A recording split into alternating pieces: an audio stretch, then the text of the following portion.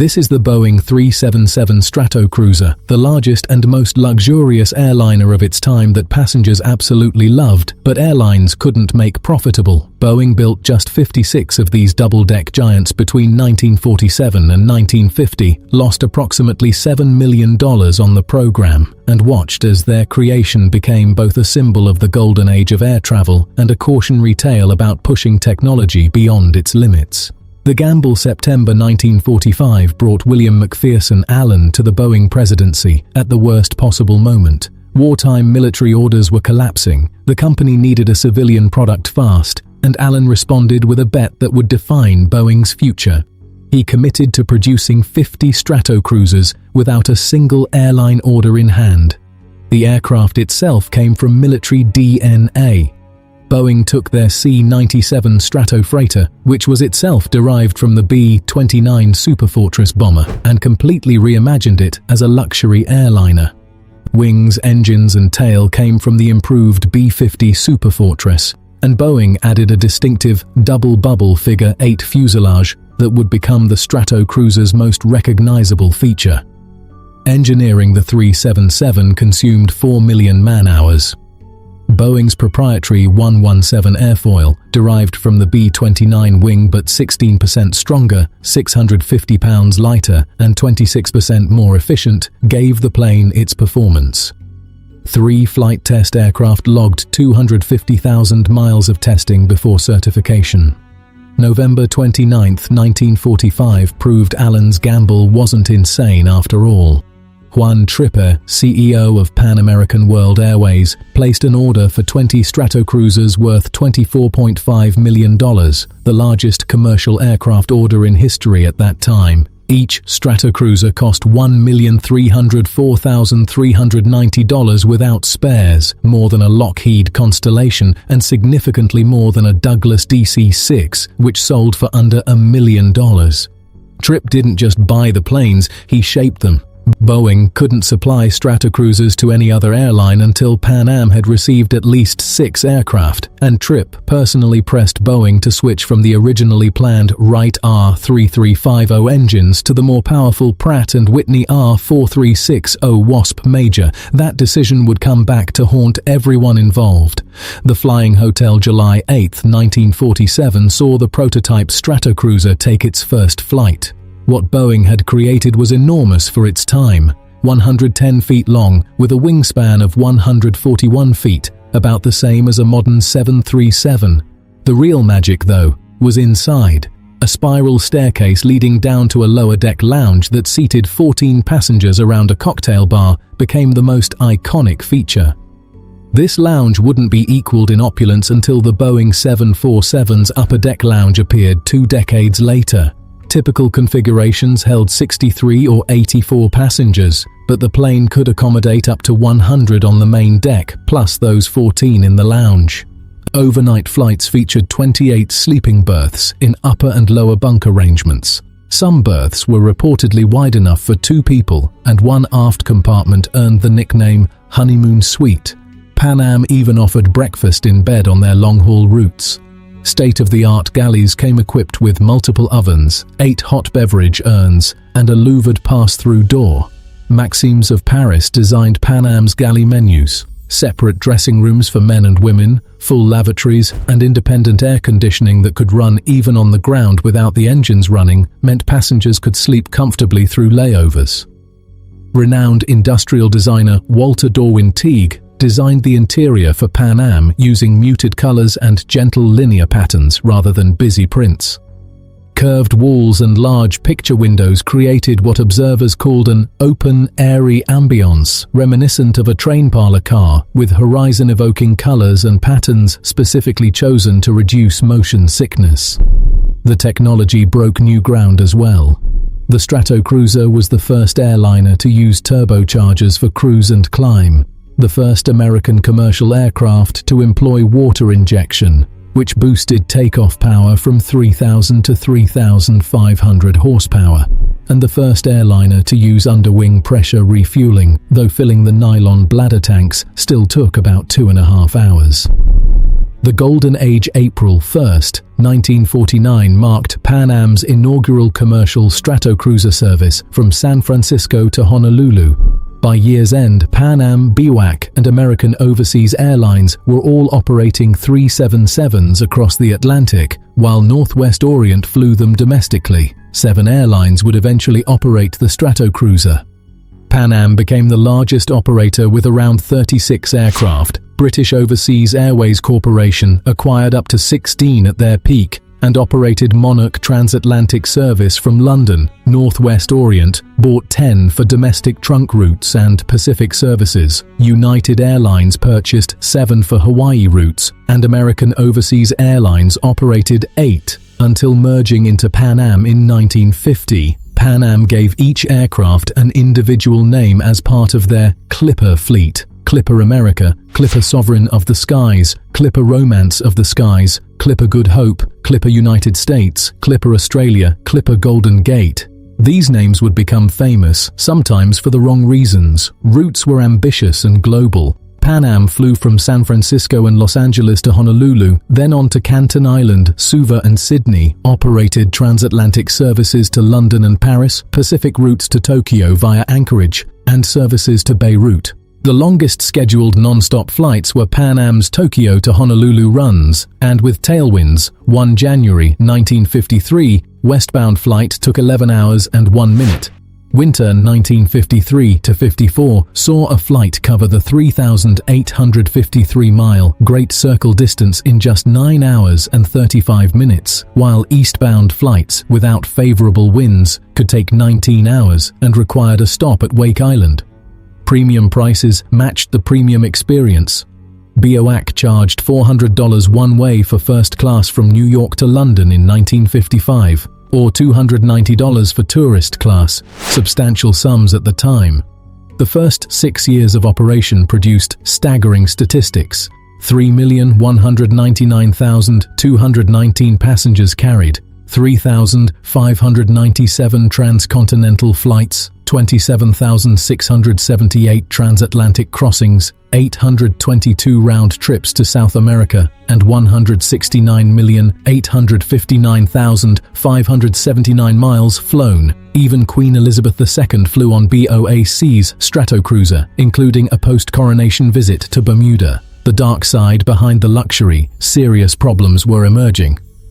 The Pratt Whitney R-4360, nicknamed the Corncob because its 28-cylinder heads resembled rows of corn kernels, was, in the words of one aviation historian, a bridge-too-far engine. These remarkable engines pushed the materials and technology of the time beyond reasonable limits. The 4-blade Hamilton Standard hollow-core propellers presented their own nightmare. Interiors filled with neoprene could break loose and unbalance the prop, and between 1950 and 1955, 6 propeller separations or near separations occurred. 2 led to complete hull losses. Airworthiness directives came in 1950, 1955, 1957, and 1958, but not until late 1958. 12 years after the 377's first flight, did the Civil Aeronautics Board finally mandate removal of the hollow-core propellers. Pan Am alone lost 7 of its Stratocruisers between 1952 and 1959, nearly 1 per year. United, Northwest Orient, and BOAC each lost 1. The type suffered 13 hull loss accidents between 1951 and 1970, with 139 fatalities in total. April 29, 1952 brought the worst accident. Pan Am Flight 202, the Clipper Good Hope, lost an engine and disintegrated over the Brazilian jungle. All 50 people aboard were killed.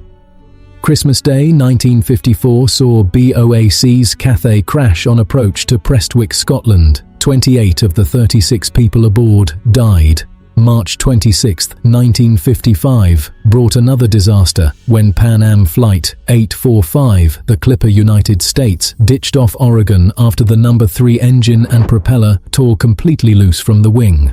4 of the 23 people aboard died. Just over a year later, April 2, 1956, Northwest Orient Flight 2, the Stratocruiser Tokyo, ditched in Puget Sound after the flight engineer failed to close the engine cowl flaps. 5 people died from drowning and hypothermia. October 16, 1956, brought a different outcome. Pan Am Flight 6, the Clipper Sovereign of the Skies, suffered dual engine failures northeast of Hawaii, and Captain Richard Ogg made the decision to ditch alongside the Coast Guard cutter Pontchartrain. All 31 people aboard were rescued. The incident was extensively photographed and filmed, becoming one of the most documented aviation emergencies of the era, comparable in significance to Sully Sullenberger's Hudson River landing decades later. November 8, 1957 introduced a mystery that remains unsolved to this day. Pan Am Flight 7, the Clipper Romance of the Skies, disappeared somewhere between San Francisco and Honolulu. 44 people were killed. Only 19 bodies and floating debris were ever recovered, and the wreckage has never been found. Suspicion centered on 2 people: Purser Eugene Crosthwaite, who possessed blasting caps and had altered his will an hour before the flight, and passenger William Payne, who carried unusually large life insurance. The FBI and Pan Am both leaned toward foul play, but the case officially remains unsolved. One passenger would later put it this way: Hawaii passengers on 377s would routinely boast that they'd made it to Honolulu on 3 engines, occasionally 2. The accidents were devastating, but the economics proved just as brutal. United Airlines chief executive Ray Ireland summed it up in 1953 when he called the Stratocruiser unbeatable in luxury attraction but uneconomical. United's direct operating cost in 1950 hit $2.46 per plane mile, equivalent to about $24 in 2016 dollars. The R-4360's fuel consumption of 0.43 gallons per horsepower hour compared poorly to the 0.38 consumed by the R-2800 engines used in DC-6.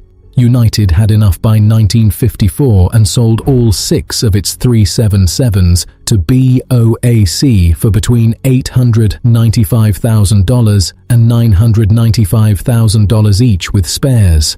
This was more than the $775,000 BOAC would have paid for a brand new Douglas DC-7, and these were 5-year-old used aircraft. The end came quickly after that. BOAC flew its last 377 flight in 1959. Northwest Orient made its final flight on September 15, 1960, and by November 1960, only a single weekly Pan Am service from Honolulu to Singapore remained. Pan Am retired the type in 1961, and by 1963, the Stratocruiser was fully retired from major commercial service. The jet age had arrived and killed the Stratocruiser overnight. The Boeing 707 entered service in 1958, the Douglas DC-8 in 1959, and the de Havilland Comet 4 rendered the 377 instantly obsolete. News of the Comet's appeal had first reached Boeing in May 1950, when engineer Wellwood Beale accompanied the final Stratocruiser delivery flight to Britain. Transocean Airlines picked up about 14 retired 377s at bargain prices in 1959 and 1960, paying as little as $7,500 each, less than the cost of a new Aston Martin. The company went bankrupt before it could effectively use them, and the surviving hulks sat at Oakland International Airport until they were eventually cannibalized for parts. The Stratocruiser story doesn't end there. Engineer and entrepreneur John M. Conroy had an idea in the early 1960s when NASA needed to transport massive rocket components for the Apollo program, but had nothing that could carry them. Conroy converted retired 377 airframes into something entirely new.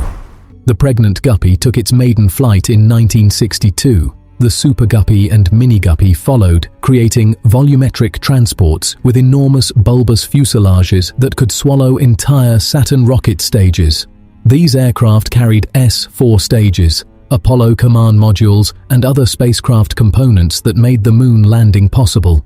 5 Pan Am 377s went to Israel, where Bedek Aviation, later Israel Aircraft Industries, converted them into 377M Anaks, or Giants, for the Israeli Air Force starting in 1963. C-97-style clamshell cargo doors were fitted to each aircraft. 2 were shot down in service, and the remaining 3 were retired in 1978 and scrapped. The Guppy aircraft continued flying for decades after the Stratocruiser's commercial retirement. Later, turbine-powered Super Guppy variants carried Airbus aircraft components and International Space Station modules, and NASA operated a turbine Super Guppy well into the 2020s, making 377-derived airframes the longest-flying descendants of the design, outlasting their original airliner siblings by more than half a century. Not a single Boeing 377 Stratocruiser survives intact in original airliner configuration today. Northwest's N74603 was the last reasonably complete civilian 377, and it sat at Tucson International Airport and later Mojave wearing faded Aerospace Lines markings until it was scrapped in the early 1980s, partly for Super Guppy parts. Museums hold extensive archival material and models. The Smithsonian, the Museum of Flight in Seattle, SFO Museum, the Northwest Airlines History Center, and the Pan Am Historical Foundation all maintain Stratocruiser collections, but there are no airframes to visit, no spiral staircase to descend, no lower deck lounge to experience. One aviation historian would later write that the Boeing Stratocruiser was the largest and most luxurious airliner of its time. Passengers loved it, but it still failed as a commercial transport, thanks to the 1-2 punch of eye-watering operating costs and the arrival of the more efficient Boeing 707. Boeing lost $7 million on the program. Only 56 aircraft were built compared to the 888 total airframes produced across all military and civilian variants of the Model 367/377 family. But Boeing's own corporate history acknowledges that the Stratocruiser marked the company's first significant success, selling passenger planes to airlines in other countries. What matters more is that the gamble William Allen made in 1945 established Boeing's reputation as a serious airliner manufacturer, creating a foundation that would support the 707, the 747, and every Boeing commercial aircraft that followed. The Stratocruiser represented the absolute pinnacle of propeller-driven luxury air travel. It was the flying hotel, the plane with the spiral staircase and the cocktail bar, the aircraft that offered breakfast in bed at 32,000 feet. It was also the plane with engines that pushed technology too far, propellers that flew apart, and economics that never quite worked. Passengers adored it, airlines couldn't sustain it, and that contradiction defines the Boeing 377 Stratocruiser perfectly. The most luxurious failure in aviation history, and one of the most important steps on Boeing's path to becoming the world's dominant aircraft manufacturer.